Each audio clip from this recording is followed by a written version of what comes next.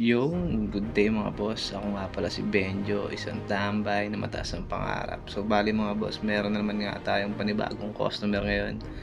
Biglaan lang din tong session namin na to. Bali ang design niya dito boss isang Japanese Oriental Hanyamas mga bossing.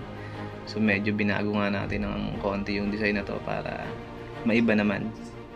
Gamit nga po pala natin ditong needle is 25 RM mga bossing para mabilisan lang. So kailangan din kasi natin yung sa background niya kasi medyo malaki-laki rin kasi yung shadingan natin din ng black. So umpisahan na natin to.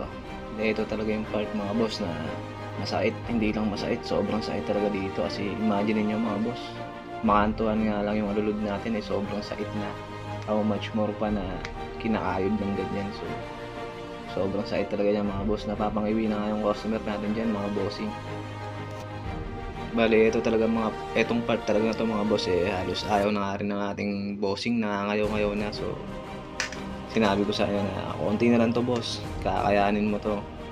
So pinicturean nga muna natin yan, sabay pinakita sa kanya para medyo ganahan naman.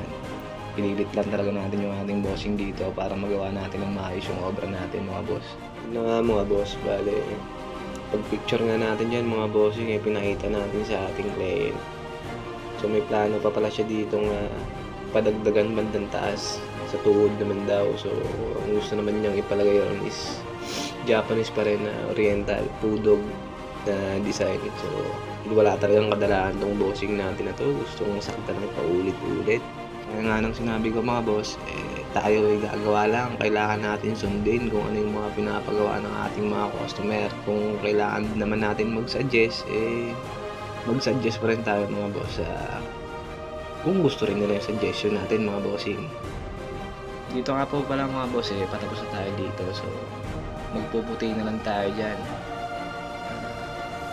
Sa mga gusto nga po pala magpatato, direct mensahe lamang po kayo sa mga mag-i-inquire, magpapaschedule. Sa mga magpapaschedule naman po mga boss, make sure nyo naman po mga boss na dadali kayo sa araw ng schedule nyo mga bossing kasi mahirap na rin kasi yung nag-aantay kami sa wala. So need din talaga ng DP, down payment muna bago schedule mga boss para assurance na rin namin yun sa aming gagawin sa inyo mga bossing na siguradong tutupad kayo sa pinagkasunduang araw o oras.